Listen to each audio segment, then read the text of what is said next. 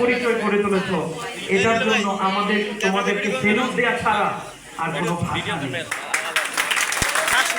আমি মনে করি বাংলাদেশের প্রত্যেকটা ঘরে প্রত্যেকটা সন্তান যদি এভাবে রক্ত দেয়, মায়েদের আর সন্তানদেরকে নিয়ে কোনো টেনশন থাকবে না। আমাদের ঘর থেকে যখন আমাদের ছেলে মেয়েরা বের হয়ে যায় তখন আমরা ভয় পাই তারা কোথায় যায়, নাকি মাদকাসক্ত হয়ে যায়। কিন্তু যারা রক্ত দেয় তারা কখনো মাদকাসক্ত হতে পারে না।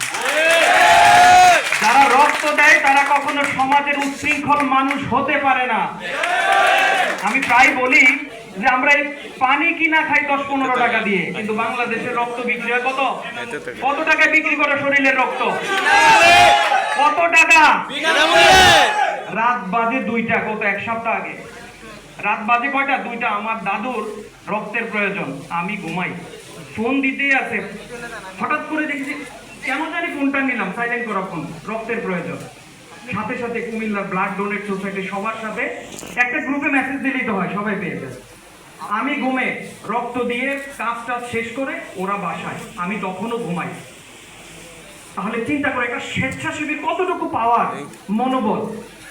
তাদেরকে আমরা মানে কি বলবো, তাদেরকে আমরা শ্রেষ্ঠত্বের শ্রেষ্ঠ জায়গায় যদি রাখি হবে না। 1971 সালে আমাদের মুক্তিযোদ্ধারা যেমন রক্ত দিয়ে এই বাংলাদেশ গড়ে তুলে গেছে, তাদের রক্ত দিয়ে, তাজা রক্ত দিয়ে। আর এখন বাংলাদেশের জন্য তোমরা তাজা রক্ত দিচ্ছ।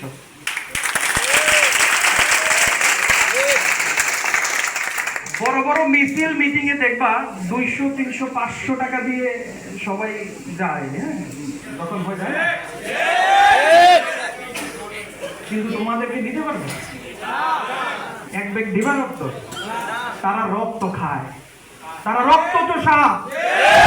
কিন্তু যারা রক্ত দেয় সেই তাদেরকে আমরা সার্ভিস দিচ্ছি, তারা রক্ত খাচ্ছে, আমরা সার্ভিস দিচ্ছি না। কিন্তু আমাদের সমাজে এই যে কিছুক্ষণ আগে ভাইটা বলে গেল যে আমাদের একটা গ্রহণযোগ্যতার প্রয়োজন, আমাদেরকে যে আমরা যে সামনের দিকে যাব, আমাদেরকে কেউ একজন সাপোর্ট